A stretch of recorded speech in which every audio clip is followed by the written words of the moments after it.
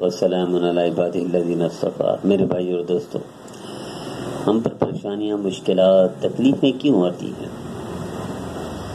یہ اس لیے نہیں آتی کہ آپ کو ناکام کرنے کے لیے، تباہ برباد کرنے کے لیے، دنیا اور آخرت کو خراب کرنے کے لیے، نہیں۔ یہ دنیا اور آخرت کی سعادت اور کامیابی دینے کے لیے تکلیفیں اللہ دیتے ہیں۔ دیکھیں حضرت یوسف علیہ السلام کی مثال قرآن میں ہے۔ حضرت یوسف علیہ السلام کو کنویں میں ڈالا گیا تو کیا ناکام ہو گئے؟ پھر بازار میں بیچا گیا، کیا وہ ناکام ہو گئے؟ جیل میں ڈالا گیا، کیا وہ ناکام ہو گئے؟ جیل کے بعد سیدھا وزیر خزانہ کے بعد بادشاہ بنا دیا گیا۔ تو تکلیفیں ہم کیوں نہیں سمجھتے ہیں؟ مسلمان کیوں پریشان ہو جاتے ہیں؟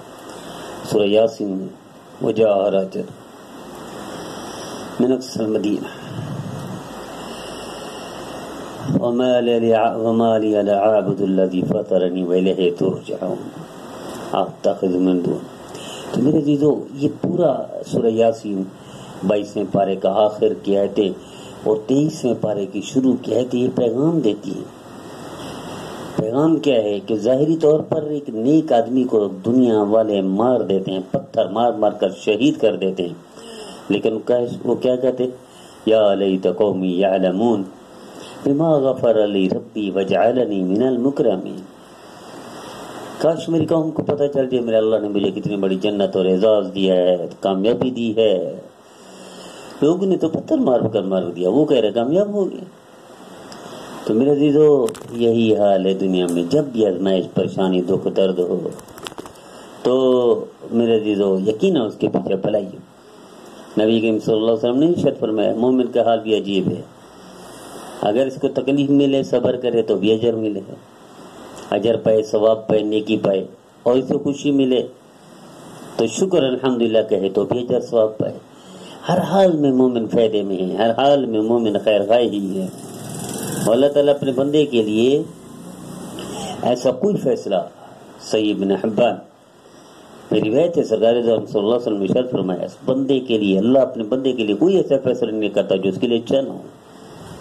بات فیصلے قرآن کہتے ہیں نا کہ مسلمان سمجھتے ہیں یہ اچھے نہیں ہیں، حالانکہ اس کے لیے اچھا ہی ہوتی ہے۔ بات فیصلے مسلمان سمجھتے ہیں یہ بڑے اچھے ہیں میرے لیے، لیکن وہ نقصان دہ ہوتے ہیں۔ بچہ نزلہ ہو اور ماں سے ٹھنڈا پانی مانگے، آئس کریم مانگے، نقصان ہے، لیکن بچہ تو بچہ ہے، نادان ہے، نہ سمجھ ہے۔ تو اسی طرح یہ بڑے بھی بچوں کی طرح بات فیصلے کرتے ہیں، ان کے لیے نقصان دہ ہوتے ہیں۔ اللہ جو فیصلہ کر رہا ہوتا ہے اس کے لیے بہتر ہوتا ہے، وہ سمجھتے ہیں نقصان ہے۔ تو اسی طرح ہے میرے عزیزو، آئیے توبہ کر لیجیے، اللہ سے ناطہ جوڑ لیجیے، نبی کریم صلی اللہ علیہ وسلم کے آگے جھک جائیے اور مان لیں کہ جب بھی آزمائش ہے، تکلیف ہو، درد ہو، اللہ کی طرف سے سمجھیں۔